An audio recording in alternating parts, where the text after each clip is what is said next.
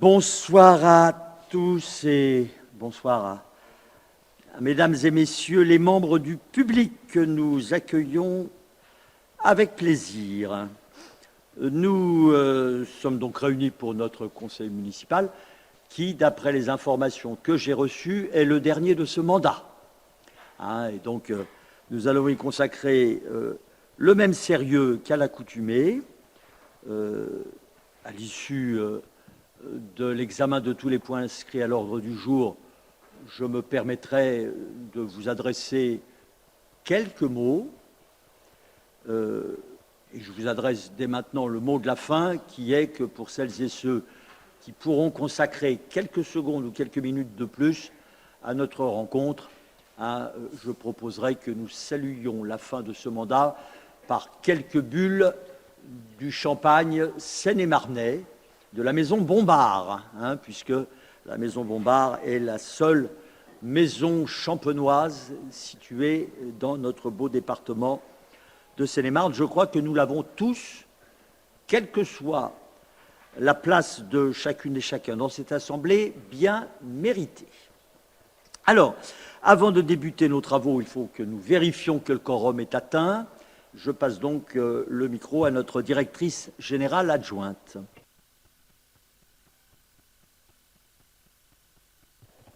Bonsoir.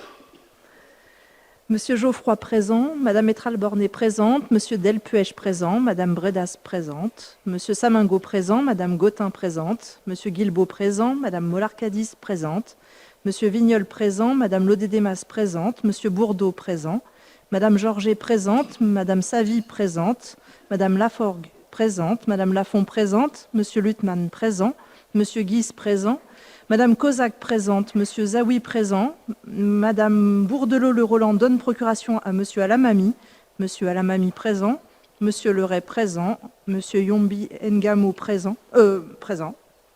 Non, pas encore.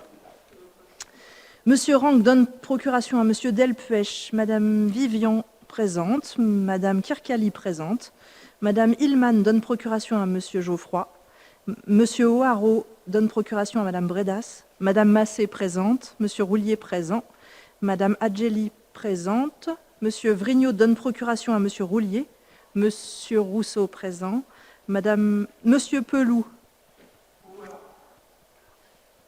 Pouvoir.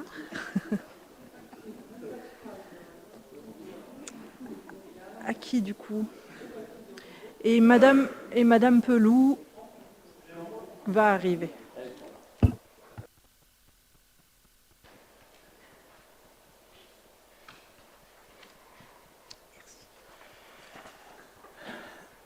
Bien, lors de notre précédente séance, le secrétariat de la séance était tenu par notre collègue Dominique Vignol. Tout le monde a eu le compte-rendu?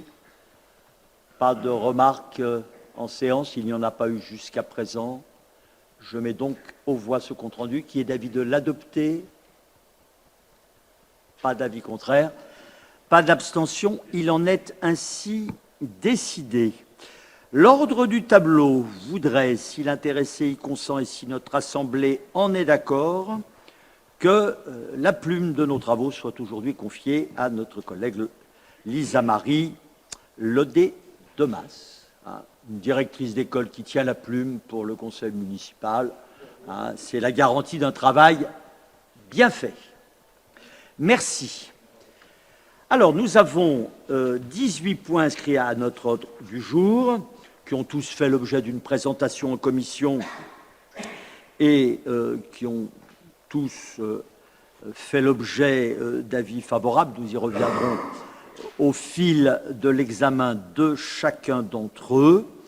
Le premier de ces points que nous présente Éric Alamami, c'est une admission en créances éteintes et donc une annulation de titres de recettes.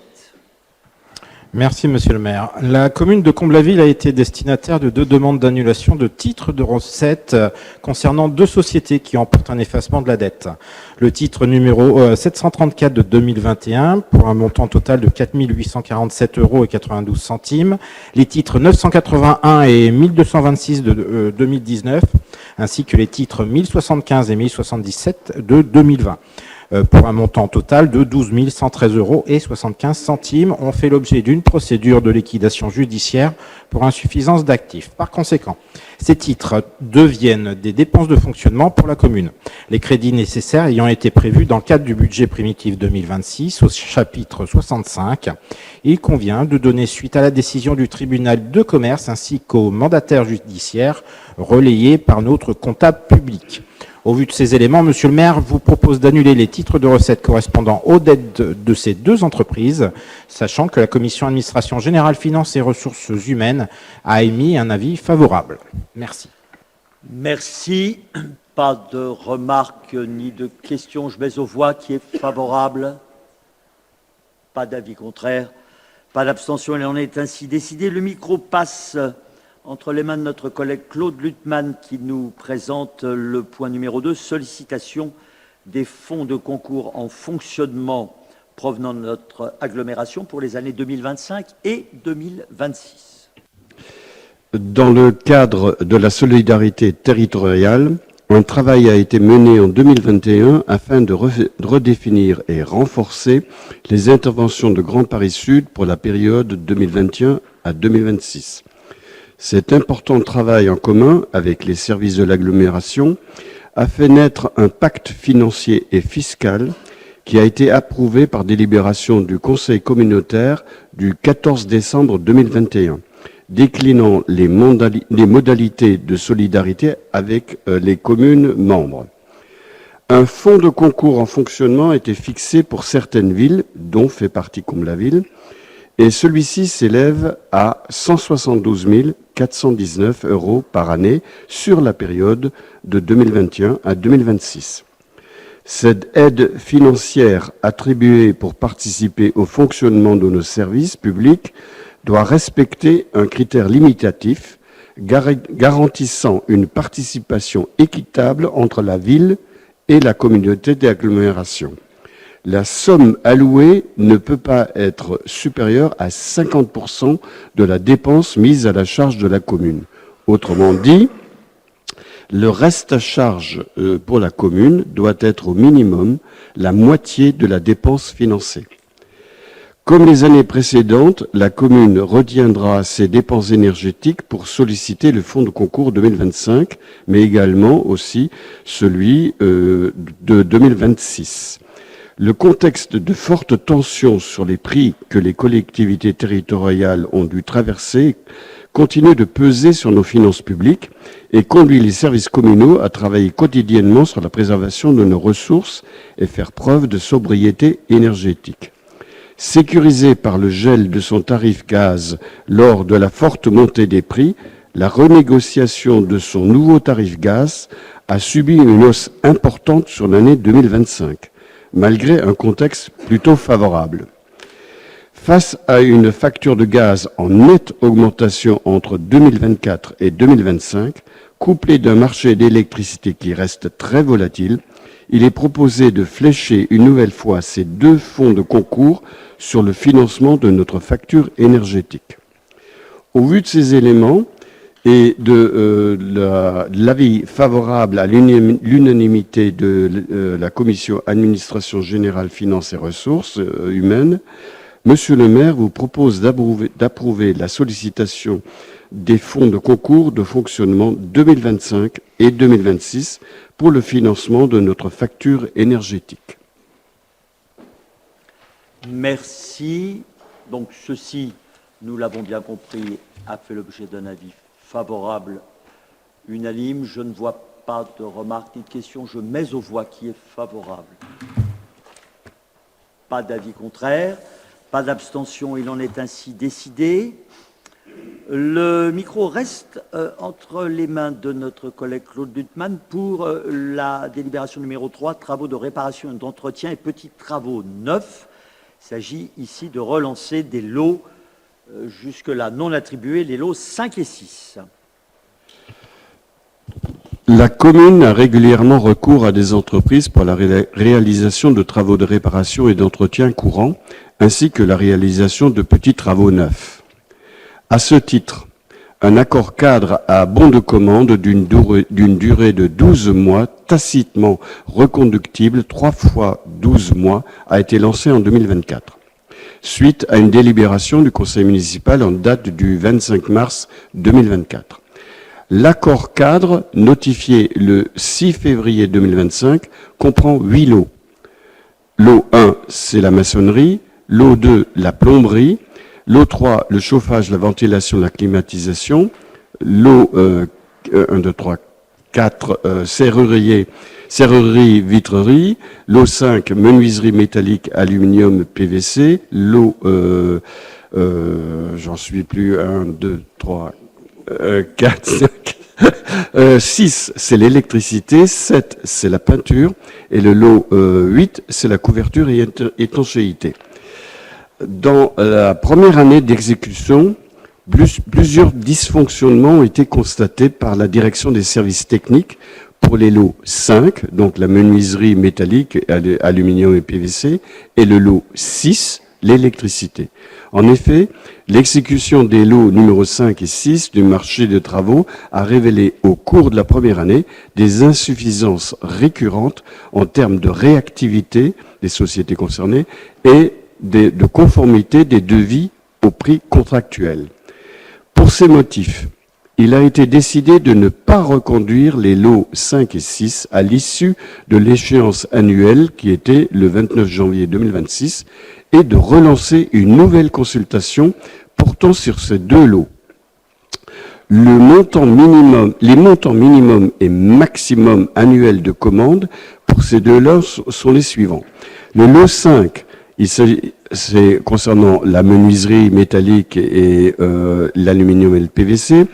Le montant est de 200 000 euros par an, au lieu de 50 000 euros hors taxe dans les marchés précédents. Le lot 6, qui concerne l'électricité, le montant retenu est de 150 000 euros hors taxe par an, au lieu de 300 000 hors taxe. Les critères de jugement des offres restent identiques. L'accord cadre prendra effet à compter de sa notification jusqu'au 5 juin 2027. Il sera tacitement reconductible 2 fois 12 mois. L'estimation de l'accord cadre devant tenir compte du montant des autres lots déjà attribués, l'approbation du conseil municipal préalablement au lancement de la consultation est requise. En effet, le montant total de l'accord cadre, tous lots confondus, s'élève à 5 400 000 euros, hors taxe.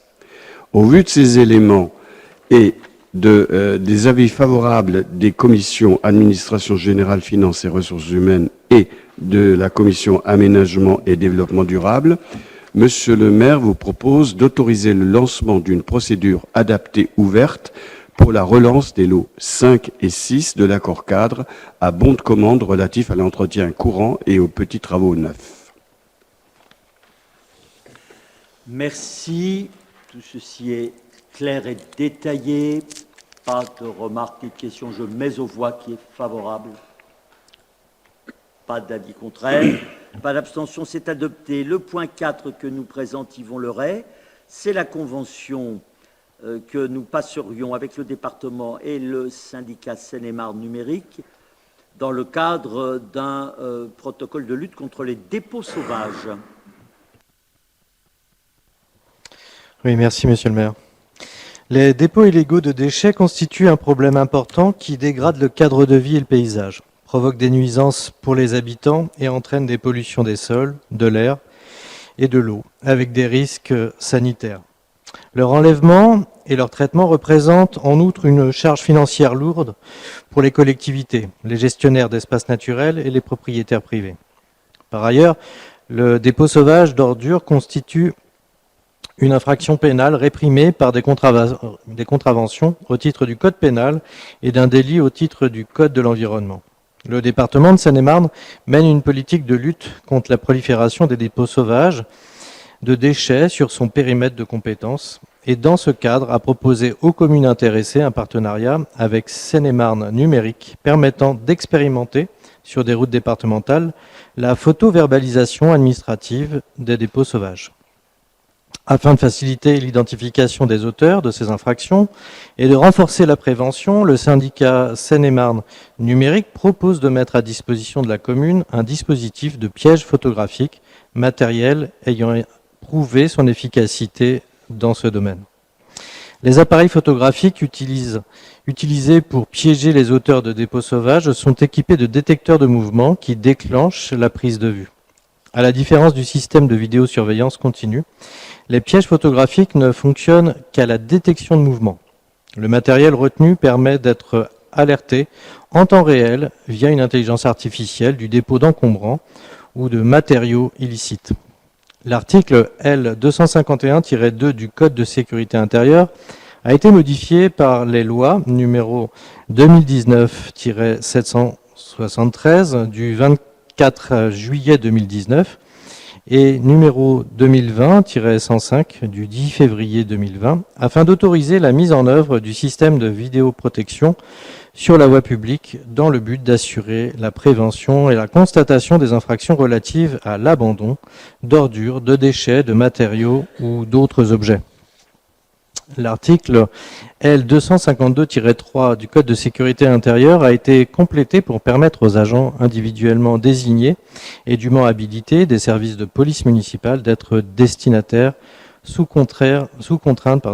certaines conditions des images et enregistrements issus de caméras de vidéoprotection.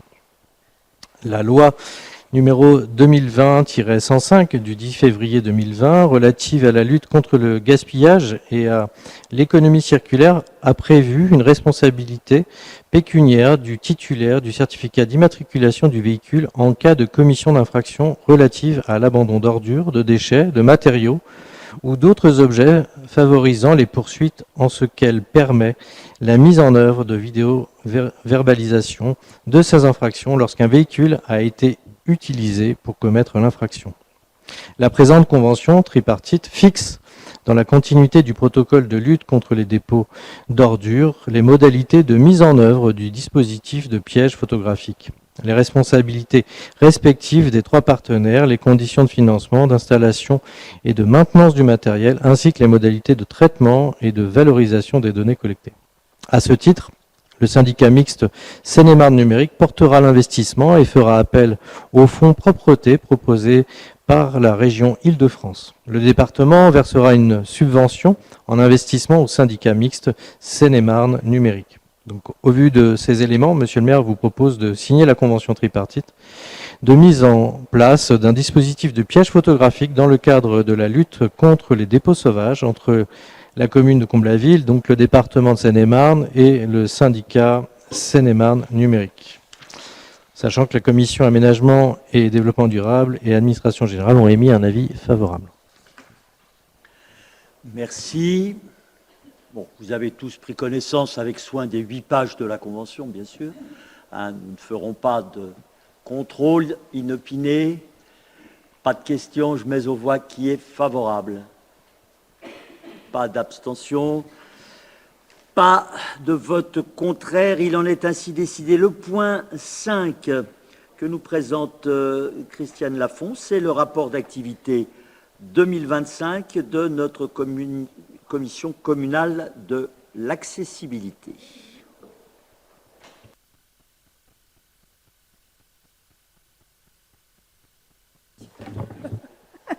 Excusez-moi, petit problème technique. Merci mes collègues. Il est présenté au conseil municipal le rapport d'activité 2025 de la commission communale pour l'accessibilité.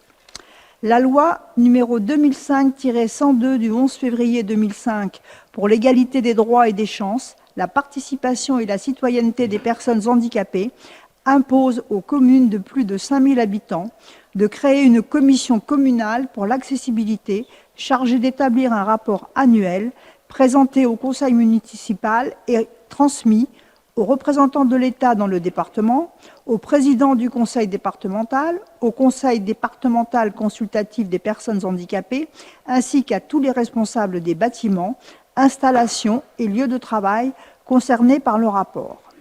Ce rapport, joint en annexe, dresse le bilan des réalisations 2024-2025 sur le plan des aménagements de cheminement, des réalisations spécifiques ou des modifications structurelles des accès. Il retrace les avancées au regard de l'agenda de mise en conformité de nos équipements et propose quelques projets d'aménagement complémentaires ainsi que le calendrier de réalisation acté en 2007. Au vu de ces éléments, Monsieur le maire vous demande de bien vouloir prendre acte du rapport d'activité 2025 de la Commission communale pour l'accessibilité. La Commission aménagement et développement durable a donné son avis favorable à l'unanimité. Merci. Cette fois-ci, il ne s'agit pas de 8 pages, mais de 33 pages de ce rapport, qui avait fait l'objet donc de la présentation en commission communale. Je dois vous dire que cette année, nous avons pu bénéficier de la présence d'un nombre plus important que d'habitude de représentants du monde du handicap, qui est très présent sur la commune, lequel a apprécié une fois de plus les efforts qui sont faits, qui sont toujours à renouveler. Il faudra continuer dans les années suivantes à mettre à niveau l'espace public, d'une manière générale, parce que les besoins ne sont jamais totalement satisfaits. Pas de remarques ni de questions. Je mets aux voix qui est favorable. Pas d'avis contraire, pas d'abstention. Il en est ainsi décidé. Nous pouvons passer au point suivant, qui est la convention d'objectifs et de financement qui nous unit à la Caisse d'allocation familiale pour notre centre d'activité sociale Trait d'Union. Au rapport de Christiane Lafont. Je reprends. Également. Merci, Monsieur le maire. Conformément à l'arrêté programmé du 3 octobre 2001, les caisses d'allocation familiale contribuent par leur action sociale au renforcement des liens familiaux, à l'amélioration de la qualité de vie des familles, au développement et à l'épanouissement de l'enfant et de l'adolescent. La branche famille de la sécurité sociale poursuit l'ambition de soutenir les parents dans l'éducation de leurs enfants à travers des contrats locaux d'accompagnement à la scolarité appelés CLAS. Le CLAS est un dispositif d'appui à la scolarité en direction des enfants scolarisés en établissement primaire jusqu'au lycée.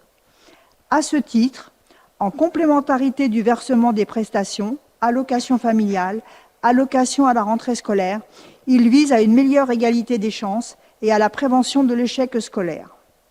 Ces actions ont lieu en dehors du temps de l'école, au sein des structures communales, au centre social Trait d'Union et à l'espace jeunesse à l'Élan. Elles sont articulées avec les projets des établissements scolaires et centrées sur l'enfant. Elles doivent susciter son adhésion et celle de sa famille, faciliter les relations entre les familles et l'école et accompagner les parents dans le suivi et la compréhension de la scolarité de leurs enfants. La commune de Combles-la-Ville souhaite ainsi solliciter l'aide financière de la Caisse d'allocation familiale pour le centre social Trait d'Union.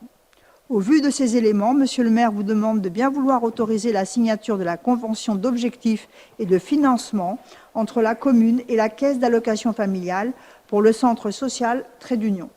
La commission prévention, épanouissement éducatif, social et citoyen a été unanime. Merci. Je profite de cette délibération pour vous indiquer, mais tout le monde en sera informé le jour venu, que cette année, nous allons célébrer les 50 ans de Trait d'Union. Ça fait déjà 50 ans que notre centre d'activité sociale a été créé sur le site où il se trouve encore aujourd'hui, bien que, vous le savez, les locaux aient bénéficié d'une certaine mise à neuf. Pas de questions, pas de remarques. Je mets aux voix qui est favorable. Pas d'avis contraire, pas d'abstention. Il en est donc ainsi décidé. Le point suivant, en fait, les 3 points suivants nous sont présentés par Marilyn Georget. Le point 7, c'est un partenariat avec l'Institut Jean-Charles Gatineau pour donc un projet inclusif en crèche. Merci beaucoup, Monsieur le maire.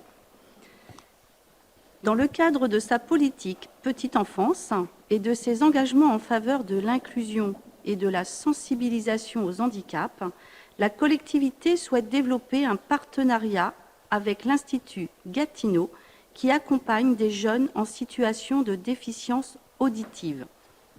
Ce projet vise à ouvrir les structures d'accueil du jeune enfant à des actions éducatives innovantes, favorisant le vivre ensemble et la découverte de la différence dès le plus jeune âge, ainsi que des modes de communication alternatifs tels que la langue des signes.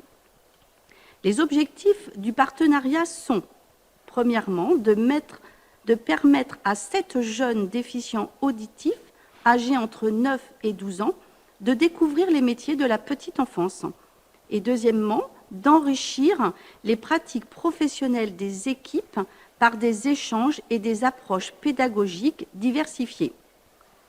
Les 7 jeunes interviendront auprès des enfants de la crèche Les Moussaillons, en particulier les plus grands, à travers des ateliers adaptés comme les chansons, les comptines, des temps d'éveil et de jeu, en intégrant la langue des signes. Ces temps sont pensés comme des moments ludiques, bienveillants et accessibles à tous. Ces interventions gratuites seront encadrées par 2 éducatrices spécialisées de l'Institut Gatineau, ainsi que par du personnel de la crèche.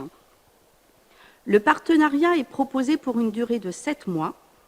À l'issue, un bilan qualitatif sera réalisé afin d'évaluer l'intérêt du projet, ses impacts éducatifs et organisationnels et d'envisager, le cas échéant, une éventuelle reconduction ou une évolution du dispositif. Ce projet porte une forte dimension inclusive et citoyenne. Il contribue à changer le regard sur le handicap, à valoriser les compétences de chacun et à favoriser le respect de l'autre dès le plus jeune âge.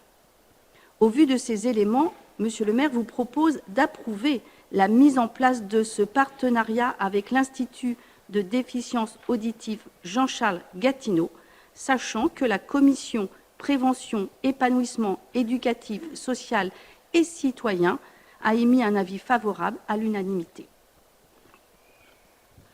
Merci.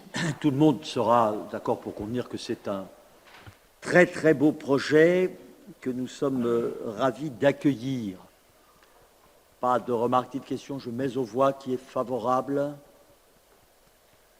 Pas d'avis contraire ni d'abstention, il en est ainsi décidé. Nous restons dans le champ de la petite enfance et également du handicap avec la délibération numéro 8. Il s'agit d'un partenariat avec la Fondation Hélène Poidatz.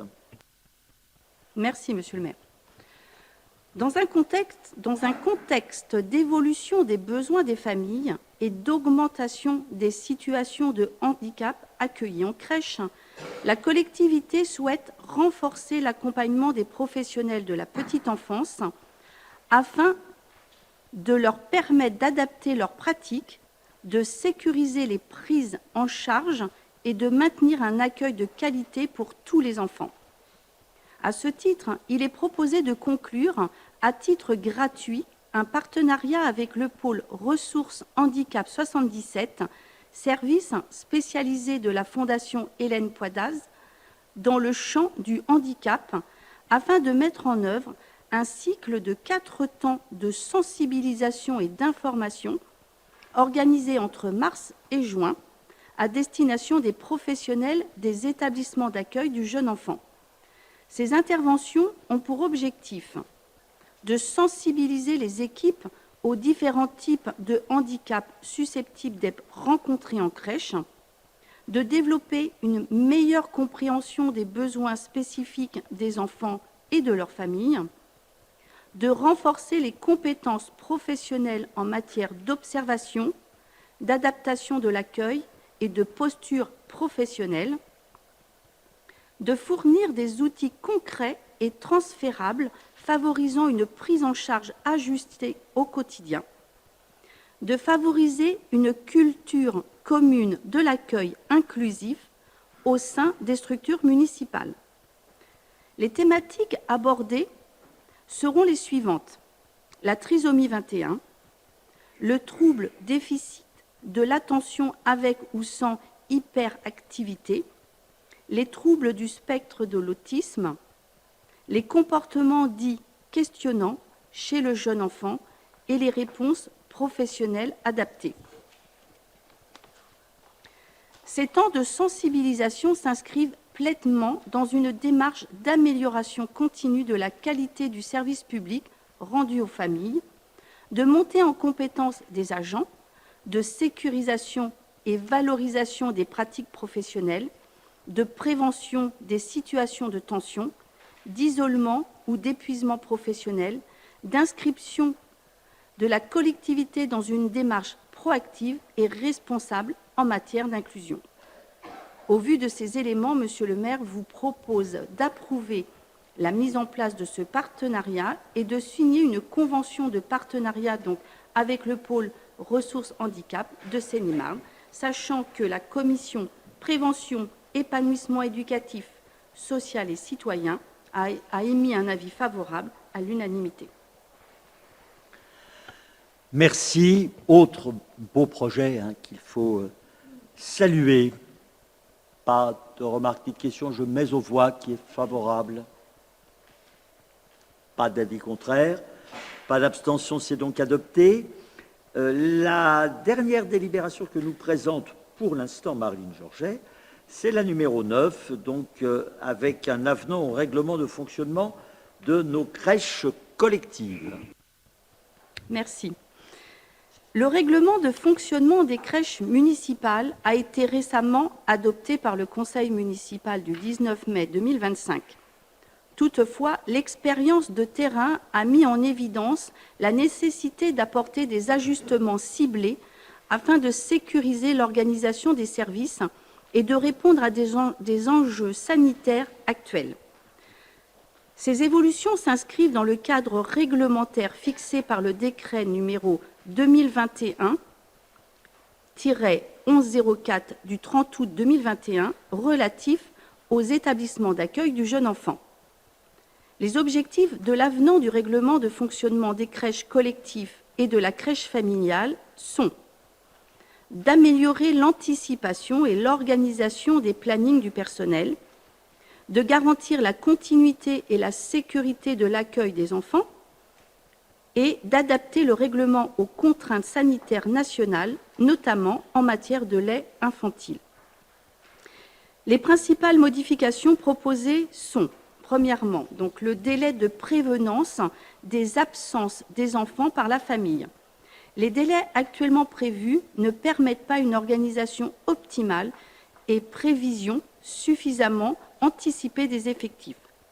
L'avenant prévoit donc une meilleure anticipation et une clarification des délais de prévenance tels qu'annexés à la présente délibération afin de mieux anticiper les absences, limiter les déséquilibres de fonctionnement, prévoir l'encadrement nécessaire et de sécuriser la qualité de l'accueil. Et deuxièmement, donc la gestion du lait infantile, sécurisation sanitaire. L'avenant précise qu'en cas de rupture d'approvisionnement ou de rappel sanitaire national concernant un lait infantile, exemple lait contaminé ou retiré de la consommation, les parents pourront être sollicités pour fournir le lait de leur enfant à titre exceptionnel et temporaire afin de garantir la continuité de l'accueil et la sécurité alimentaire des enfants. Toutefois, dans ces situations exceptionnelles, le tarif horaire appliqué aux familles demeure inchangé, conformément aux règles de financement fixées par la Caisse nationale des allocations familiales dans le cadre de la prestation de service unique. Au vu de ces éléments, Monsieur le maire vous propose d'approuver la mise à jour du règlement de fonctionnement des crèches collectives et du service d'accueil familial par voie d'avenant, sachant que la commission prévention, épanouissement éducatif, social et citoyen a émis un avis favorable à l'unanimité. Merci. Pas de remarques ni de questions. Je mets aux voix qui est favorable. Pas d'avis contraire. Pas davantage d'abstention. Il en est ainsi décidé. Le micro passe entre les mains de notre collègue Cyril Delpuech qui nous présente les délibérations 10, 11 et 12, les 10 et 11 ayant pour objet pratiquement le même sujet. Merci Monsieur le maire. Effectivement, nous allons vite nous en rendre compte. Donc, il nous est proposé à notre Assemblée ce soir de maintenir le soutien financier apporté aux familles comblavilaises dont les enfants sont scolarisés en dispositif Ulysse à l'extérieur de la commune. La ville prend déjà en charge la différence de tarif entre celui appliqué par les autres communes et le tarif dont bénéficierait l'enfant s'il était scolarisé dans nos écoles. Ce dispositif d'aide financière, mis en place depuis plusieurs années au sein de notre commune, vise à éviter toute charge supplémentaire pour les familles comblavilaises qui sont accueillies au regard de leurs besoins spécifiques dans d'autres communes. La ville de Melun a fait savoir récemment qu'elle ne pourrait appliquer dans ses process l'organisation souhaitée par notre commune, qui consiste en l'application du tarif hors commune et au remboursement de la différence de tarif par la commune de résidence à la famille. La ville de Melun opte pour que la famille s'acquitte auprès d'elle du tarif qui lui serait appliqué si l'enfant était scolarisé à Comblaville et privilégie une prise en charge de la différence de tarif entre communes. Cela évitera ainsi l'avance de frais par la famille. Les sommes dues feront l'objet d'un titre de recette émis par la ville de Melun au nom de la ville de Comblaville, correspondant au montant de la différence entre le tarif appliqué et le tarif hors commune. Dans le cadre de cet accord entre communes pour cette présente année scolaire, la ville de Melun a proposé une convention visant à encadrer les modalités de prise en charge des frais par la commune de Comblaville. Et donc pour cette année scolaire, 2 enfants comblavillais sont scolarisés dans un dispositif Ulysse sur la commune de Melun. Donc la commission Prévention, épanouissement éducatif, social et citoyen a émis un avis favorable unanime. Donc ça, c'est la numéro 11. C'est la 10, pardon. On va passer à la numéro 11. Pas de remarques, pas de questions. Je mets aux voix. Qui est favorable? Pas d'abstention ni de vote contraire. Donc la numéro 11.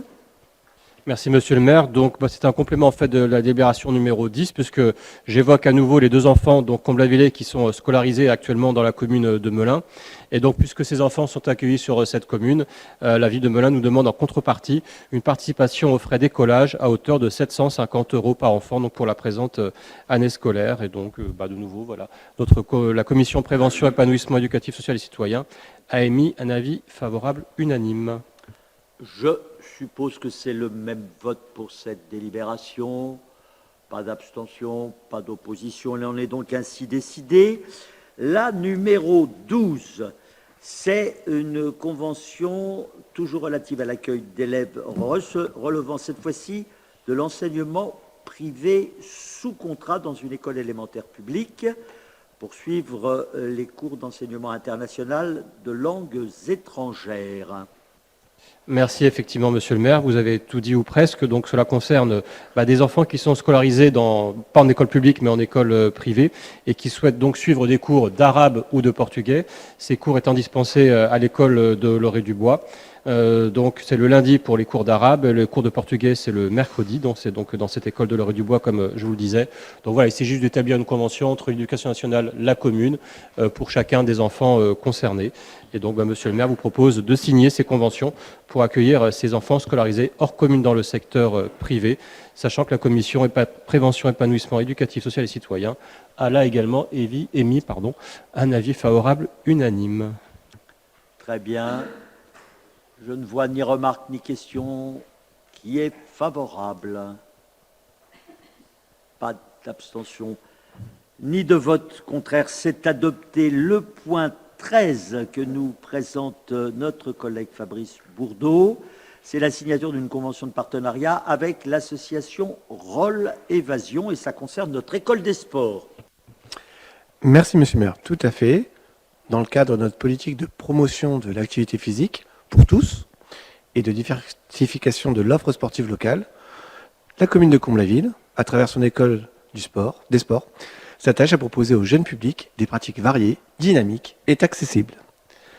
Afin d'organiser des interventions bénévoles sur des séances de l'école municipale des sports au bénéfice des enfants qui la fréquentent, il est proposé d'approuver la signature d'une convention, qui est en annexe, de partenariat avec l'association Roll Évasion pour des interventions dans le cadre d'initiation à la pratique du roller. Au vu de ces éléments, Monsieur le maire vous propose d'approuver la signature de la convention de partenariat avec l'association Roll Évasion. Merci. Pas de remarques particulières, pas de questions. Je mets aux voix qui est favorable. Pas d'abstention ni de vote contraire. C'est adopté. Le point 14, que nous présente Dominique Vignol, c'est la mise à disposition de notre salle de l'Arène dans le cadre d'un partenariat avec la compagnie L'Échappée. Merci, monsieur le maire.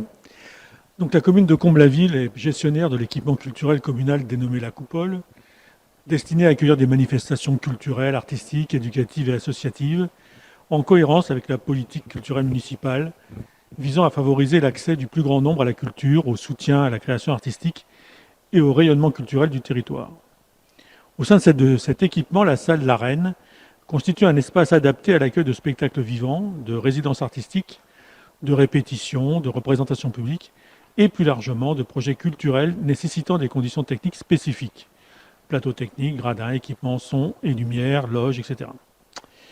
Dans ce cadre, la commune est régulièrement amenée à mettre ponctuellement ou temporairement ces équipements culturels à disposition de structures artistiques ou culturelles, publiques ou privées, lorsque les projets présentés répondent à l'intérêt général local et s'inscrivent dans les orientations culturelles de la collectivité. La compagnie L'Échappée est une compagnie artistique qui développe des projets relevant du spectacle vivant, théâtre, création pluridisciplinaire, action culturelle, médiation artistique, avec pour objectifs principaux la création et la diffusion d'œuvres artistiques originales, la rencontre avec les publics, la transmission et la sensibilisation culturelle, notamment à destination de publics diversifiés. Dans le cadre de la création de son dernier spectacle, la compagnie L'Échappée a sollicité la commune de Comble-la-Ville afin d'être en résidence de création du lundi 2 au vendredi 6 mars 2026. La qualité artistique du travail mené par cette compagnie, ainsi que son expérience dans la conduite de projets culturels, justifie l'intérêt porté par la commune à l'accueil de cette structure au sein de son équipement à titre gratuit.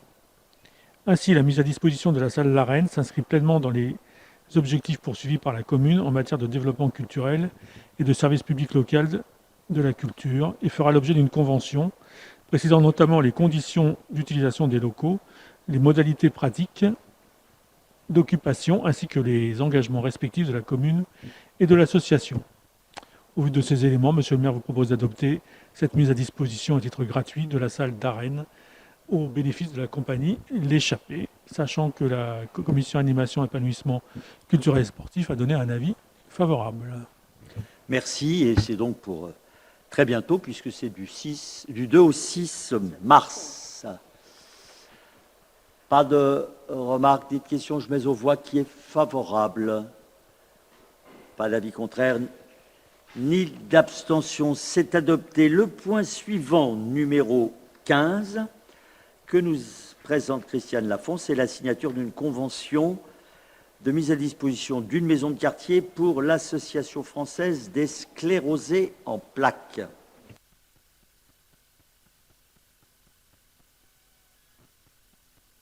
Que je sache quand même. Merci. Excusez-moi. Merci, monsieur le maire. Dans le cadre de sa politique de soutien aux associations locales, la commune de Comble-la-Ville met à disposition des lieux adaptés pour accueillir les structures œuvrant sur son territoire. L'Association française des sclérosés en plaques sollicite ainsi la mise à disposition d'une maison de quartier pour organiser des séances d'information sur la maladie à raison de 2 jeudis par mois, le 1er et le 3e jeudi, hors vacances scolaires et jours fériés. La convention de mise à disposition proposée est prévue pour une durée de 1 an à compter du 1er avril 2026. Au vu de ces éléments, monsieur le maire vous propose d'adopter la mise à disposition à titre gratuit d'une maison de quartier au bénéfice de l'Association française des sclérosés en plaques. La commission municipale animation, épanouissement culturel et sportif a émis un avis favorable à l'unanimité. Excusez-moi pour le micro, s'il vous plaît. Merci. Alors, cette association n'est pas une association Comble-la-Villaise, c'est une association nationale qui a ses représentants sur la commune, hein, et c'est à ce titre que la demande nous a été présentée et que je vous propose donc de l'accepter. Pas de questions, pas de remarques, je mets aux voix qui est favorable. Nul avis contraire ni abstention, c'est adopté. Le point numéro 16, le micro revient entre les mains de Fabrice Bourdeau. C'est la mise à disposition gratuite de notre salle Cola, de notre complexe sportif Gilles à la Petite, au profit de la direction interrégionale des douanes. Oui, toujours dans notre politique du sport pour tous. Cette fois, c'est la direction interrégionale des douanes d'Île-de-France, représentée par son directeur interrégional, qui a sollicité la commune pour la mise à disposition gratuite d'une salle de sport du complexe sportif communal. Cette demande s'inscrit dans le cadre de l'organisation de séances techniques professionnelles, de contrôle et d'interpellation destinées à la formation continue des agents de douane. Cette initiative s'aligne sur des missions de service public portées par les collectivités, en contribuant à la sécurité publique et à la formation des agents de l'État, tout en valorisant les équipements municipaux. À ce titre, il est donc proposé d'accueillir la direction interrégionale des douanes d'Île-de-France au sein de la salle Cola du complexe sportif Gilles-à-la-Petite, permettant au personnel des douanes de s'entraîner. La direction interrégionale des douanes d'Île-de-France occupera les locaux de 8h30 à 10h30, selon des dates qui seront définies d'un commun accord avec le service des sports. La mise à disposition fera l'objet d'une convention précisant notamment les conditions d'utilisation des locaux, les modalités pratiques d'occupation. Au vu de ces éléments, Monsieur le maire vous propose d'adopter la mise à disposition d'une salle, d'un équipement sportif à titre gratuit auprès de la direction interrégionale des douanes d'Île-de-France. Merci. Merci. Pour celles et ceux qui ne le sauraient pas, cette direction interrégionale est basée à Comble-la-Ville. C'est la raison pour laquelle nous avons été sollicités pendant une assez longue période par cette direction pour pouvoir les faire bénéficier de notre ancienne mairie, le château des Marronniers, à titre onéreux à cette époque, pendant le temps des travaux justement des locaux de la direction interrégionale.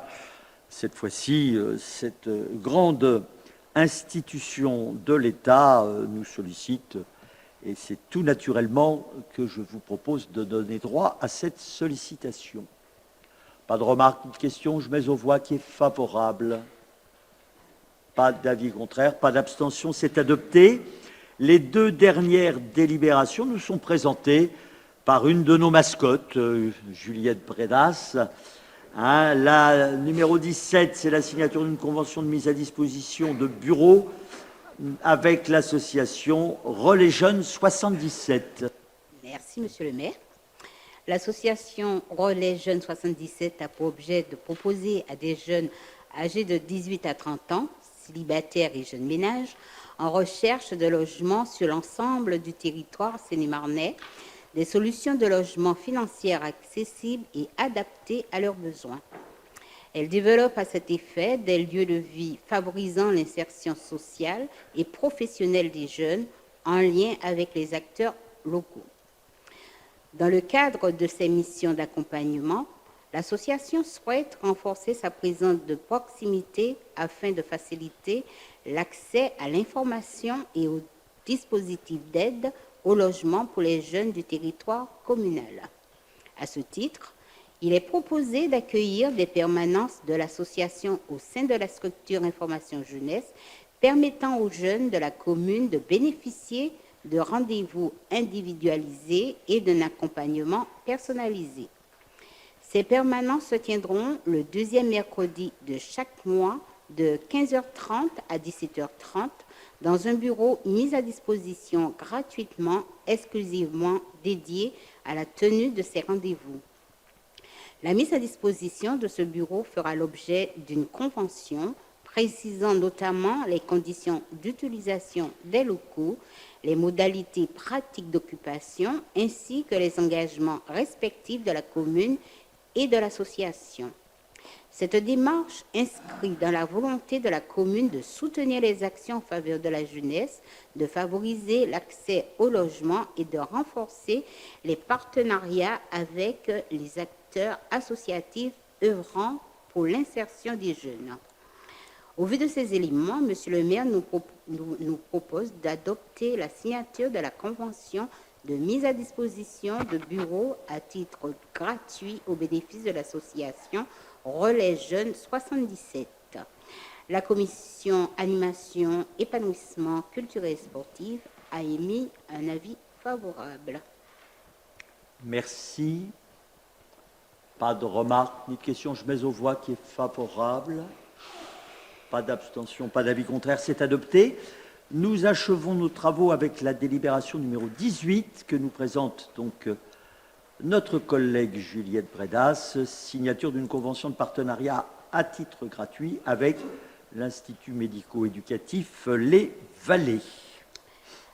L'Institut médico-éducatif Les Vallées, situé à Brunois, est un externat accueillant des jeunes âgés de 12 à 20 ans, présentant notamment un ou plusieurs troubles de neurodéveloppement de sévérité légère à moyenne, tels que le trouble du développement intellectuel ou le trouble du spectre de l'autisme, compatible avec une vie en collectivité.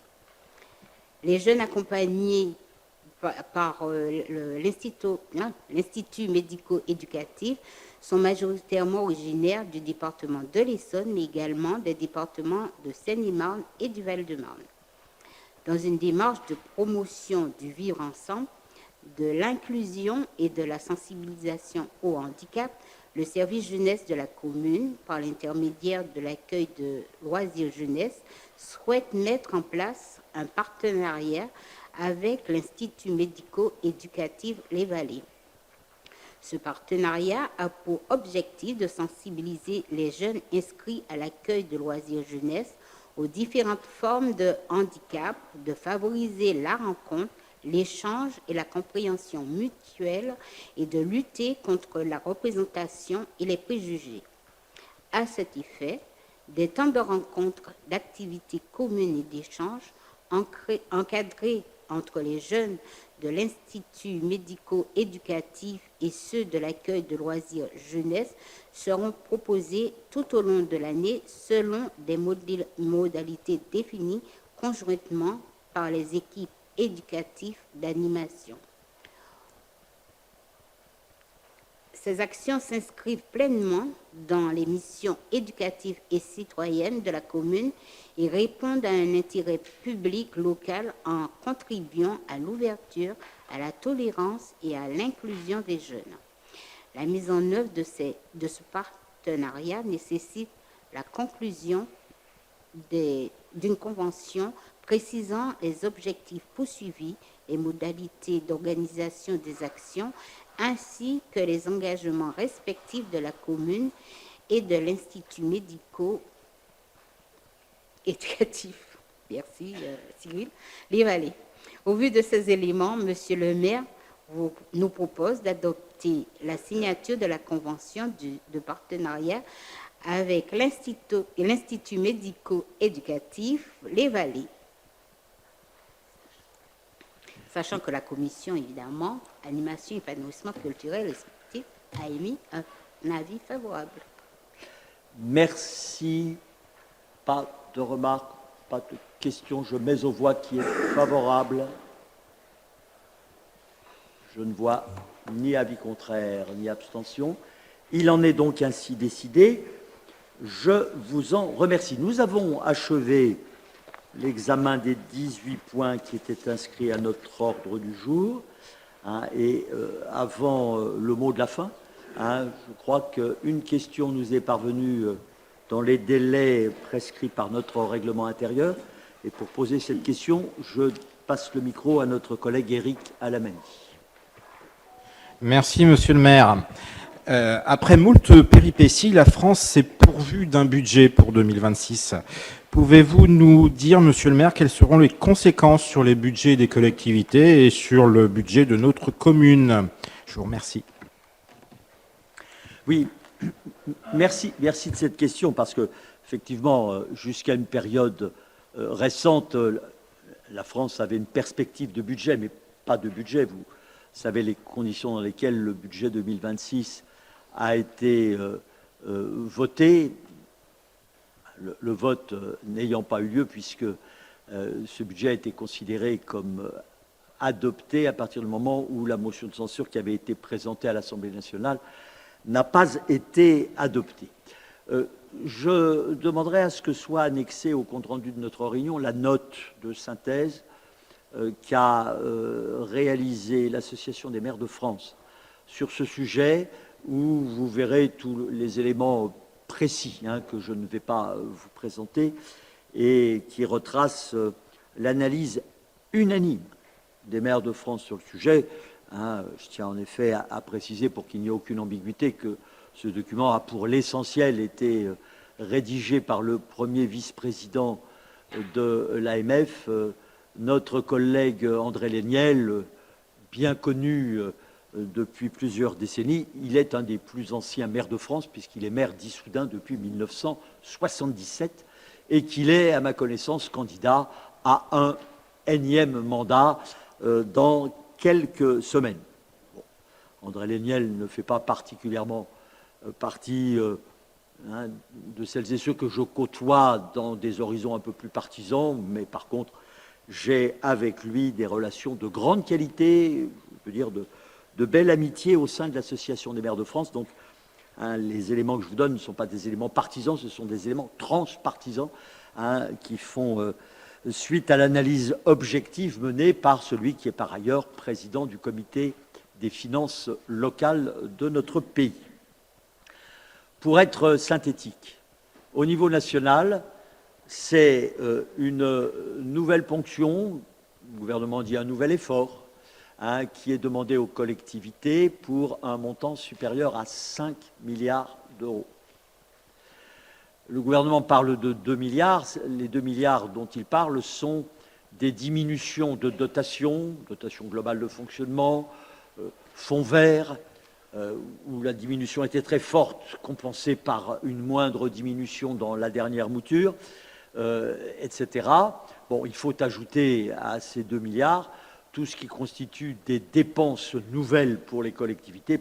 Parmi ces dépenses nouvelles, la deuxième année de versement d'un complément de crédit à la Caisse nationale de retraite des agents des collectivités locales, la CNRACL, puisque nous sommes le seul employeur de France, nous, les collectivités, à devoir, pour 4 ans, augmenter de manière substantielle notre contribution au régime, sachant que ce régime a, depuis sa création, contribué à hauteur, tenez-vous bien, de 100 milliards d'euros à la compensation d'autres systèmes de retraite. Bon, il se trouve que la CNRACL commence à se trouver en difficulté, pour des raisons évidentes de démographie que je n'ai pas besoin de vous rappeler, et l'État continue donc ses prélèvements alors même que nous avons plus que jamais besoin des cotisations versées à la fois par les employeurs et par les salariés de la fonction publique territoriale pour équilibrer les résultats de cette caisse. Ça, pour notre commune, et j'en viens à la deuxième partie de la question, conséquence pour notre commune, ça a comme conséquence que sur 4 années, nous allons devoir contribuer à hauteur de plus 1,2 million. C'est-à-dire que lorsque nous aurons payé pour la 4e fois, nous nous trouverons devoir payer au titre des cotisations employeurs à la CNRACL sur notre commune 1,2 million de plus qu'avant cette nouvelle ponction. Si on ajoute le 1,7 million d'euros de différentiel entre notre dernière DGF de 2014 et celle que nous obtenons désormais, 1,7 million entre 2014 et 2025, et ça ne s'arrange pas en 2026, c'est un montant total de 2,9 millions en moins sur nos recettes par rapport à ce dont nous pouvions prétendre bénéficier il y a encore une dizaine d'années. Vous connaissez tous le montant global de notre budget de fonctionnement, 2,9 millions, c'est à peu près 10% de nos recettes de fonctionnement. Donc voilà l'impact de ce budget 2026 cumulé avec l'impact des budgets des années précédentes sur notre commune. Nous ne sommes pas la seule, bien sûr, à être impactés, mais comme nous gérons cette commune, il était important, surtout en cette fin de mandat, que tous les élus sachent exactement à quelle sauce l'État nous met à contribution. J'étais ce matin, au nom de l'AMF, en réunion avec Françoise Gatel, la ministre de la décentralisation, et j'évoquais avec elle, auprès d'elle, l'urgence à établir enfin l'autonomie fiscale et financière des collectivités locales. Et ses propres mots ont été pour dire que le principe d'autonomie fiscale et financière des collectivités était, ce sont ses propres mots, dans un coma très prononcé, et qu'il faudrait, a-t-elle reconnu, qu'il y ait un véritable sursaut et un véritable travail en commun entre l'État et les collectivités locales pour que, aux compétences qui nous sont dévolues, puissent correspondre les moyens dont nous avons besoin pour les assumer. J'ajoute que pour l'année 2026, alors que dans une mouture initiale de la loi de finances, il était prévu une indexation de la dotation globale de fonctionnement, dans la mouture définitive, il n'y a pas cette dotation, cette indexation de la DGF, donc nous perdons encore à concurrence de l'évolution du coût de la vie pour cette année 2026. Moi, je suis très, très peiné de devoir constater et de devoir dire que celles et ceux qui, au Parlement et notamment à l'Assemblée nationale, qui a le dernier mot, qui ont fait en sorte que ce budget soit voté, portent une lourde responsabilité. Puisque derrière ce budget, il y a les politiques publiques locales, il y a notre capacité à assumer nos engagements, c'est une chose, mais les responsabilités qu'on nous confie, c'est une autre chose. Et je forme le vœu que tout ceci soit bien pris en compte par nos concitoyens et surtout par ceux qui auront la lourde responsabilité de se présenter à leur suffrage l'année prochaine lors du grand rendez-vous démocratique que constitue l'élection présidentielle et les élections législatives qui s'en suivront. Il était utile, je pense, lors de cette séance, de faire ce point, qui est un point, je le répète, objectif et non pas un point partisan. Avant donc de nous séparer, et comme je vous le disais tout à l'heure, avant que celles et ceux, publics compris bien sûr, qui le souhaitent, partagent avec nous le verre de l'amitié républicaine que je vous propose, je voulais ici, à la fin de ce mandat, vous adresser à toutes et à tous mes très sincères remerciements. Ce mandat était tout sauf ordinaire. Commencé dans les conditions dont vous vous rappelez tous, avec une crise sanitaire dont nous avons eu beaucoup de mal à nous débarrasser et qui semble éloignée aujourd'hui, qui semble, et espérons qu'elle ne se rapproche pas trop ultérieurement.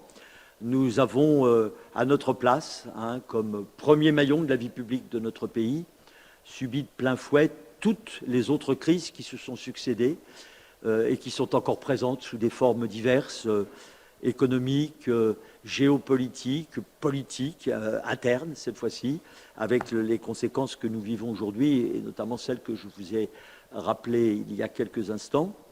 Et ce que je veux dire, c'est que notre Assemblée, formée de toutes les sensibilités qui s'étaient présentées au suffrage de nos concitoyens, a travaillé globalement dans, non pas un consensus mou qui ne servirait à rien, mais dans une écoute que je qualifie de républicaine. Bon, le mandat se termine à cet égard un peu mieux qu'il avait commencé, avec certains excès, certaines appréciations que je qualifierais d'erronées de la place qui revenait à chacun dans notre Assemblée.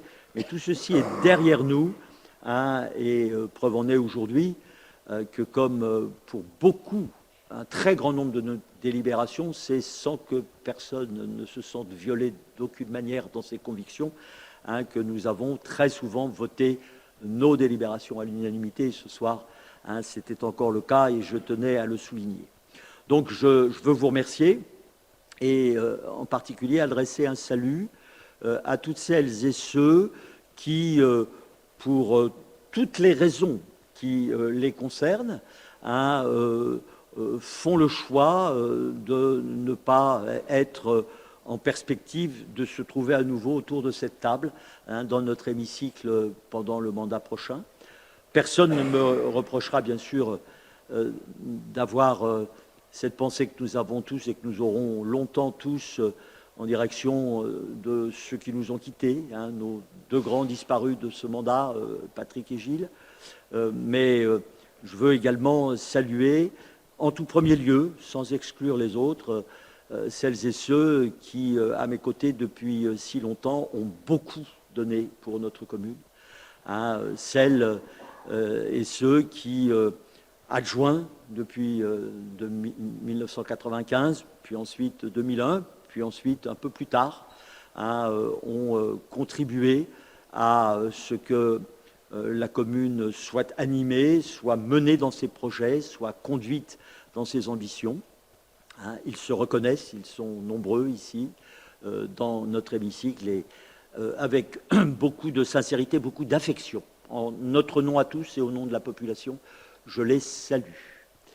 Je veux également saluer celles et ceux qui, ayant exercé cette mission noble, qui est celle d'être élu municipal, sans responsabilité autre, mais c'est déjà une lourde responsabilité que d'assumer le lourd engagement qui consiste à être candidat puis élu par nos concitoyens, et tous au sein du groupe majoritaire, mais également au sein des deux groupes qui ne faisaient pas partie de la majorité, qui sont dans ce cas, hein, doivent avoir également le salut de nous tous, le mien en particulier, hein, parce que les différences font quelquefois les oppositions font quelquefois les propos acides font quelquefois du mal à ceux qui les reçoivent, mais peut-être également à ceux qui les prononcent. Hein, et au-delà de tout ça, je pense que nous avons tous réussi à être des femmes et des hommes engagés, respectueux au fond, hein, de ce qui nous réunissait, et donc de chacune et chacun de ceux qui ne partageaient pas nos convictions, qui ne partageaient pas nos propositions, mais qui, malgré tout, hein, ont tenu leur place et ont fait en sorte que cette Assemblée soit pluraliste, hein, et soit finalement un modèle, hein, que j'aimerais que toutes les communes de France connaissent comme nous le connaissons. La vie d'une commune n'est jamais un long fleuve tranquille, mais la vie à Comble-la-Ville, j'en suis le témoin depuis plus d'une trentaine d'années, est une vie démocratique et républicaine qui nous honore toutes et tous. À ceux qui poursuivront quand les dieux électoraux l'auront décidé, à très bientôt. À ceux qui ne poursuivront pas, mon salut, mon respect, et si je peux me le permettre, mon amitié, hein, qui est celle du maire de cette commune. Merci à toutes et à tous. Et maintenant, je vous propose, ainsi qu'au public ici réuni à nos côtés, le verre de l'amitié républicaine.